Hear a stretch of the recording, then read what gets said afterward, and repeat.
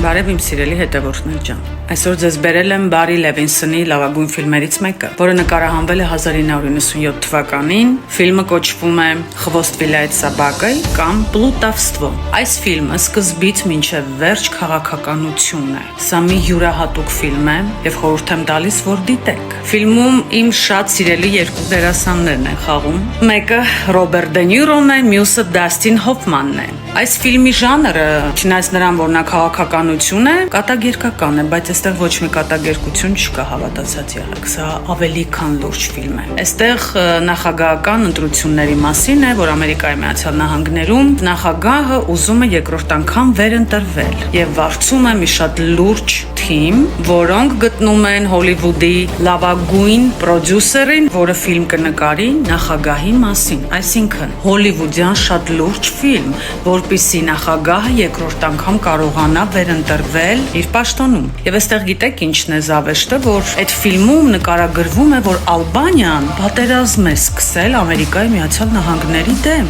Եվ լրիվ միամիտ Ալբանիայի նախագահը նստած լուրեր է նայում հեռուստացույցով եւ տեսնում է, որ իր երկիրը պատերազմ է սկսում Ամերիկայի Միացյալ Նահանգների հետ։ Պատկերացնում եք ինչպիսի հետաքրքիր իրադարձություններ են կատարվում այս ֆիլմում։ Ես չեմ ուզում շատ փակագծեր բացել, բայց ամբողջ ֆիլմը սկզբից մինչև վերջ շատ հետաքրքիր դրվագներ է լինելու։ Դուք պիտի անպայման դիտեք սա։ Ամբողջ ֆիլմը նրա մասին, թե ինչ սիրուն եւ յուրահատուկ թիմեր են աշխատում երկրի նախագահների համար, որպեսզի նրանք եւս մեկ անգամ ընտրվեն այդ երկրի նախագահի պաշտոնում։ Մի խոսքով այս ֆիլմում այդ հոլիվուդյան պրոդյուսերը շատ յուրահատուկ է կերտում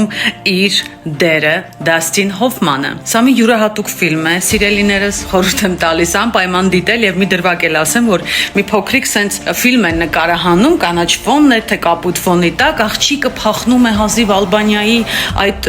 պատերազմական իրավիճակից, կատուն ձեռքը հազիվ մազապուրծ է լինում պատերազմական իրավիճակից, որպեսի փախնի, բայց իրականում աղջկա ձեռքը կատու չէ,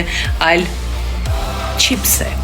Մի խոսքով «Խվոստ վիլայետ սաբակայ» կամ «Պլուտավստվո» ֆիլմը նկարահանվել է 1997 թվականին։ Խնդրում եմ թողնել մեկնաբանություններ, թե ինչ հասկացաք այս ֆիլմից, ձեզ էլ հաճելի դիտում։ Ամոռացա, մի բան էլ ասեմ։ Այս ֆիլմը նկարահանված է իրական պատմության հիման վրա։ Այդ ամեն ինչից հետո, երբ այս ֆիլմը նկարահանվում է երկրի նախագահի մասին եւ նա վերընտրվում է երկրորդ անգամ, մյուս օրը, չգիտես ինչ պայմաններում, այդ հանճարեղ պրոդյուսերը մահանում է։ Սա իրական պատմություն է իրականում, ժողովուրդ, նայեք այս ֆիլմը անպայման։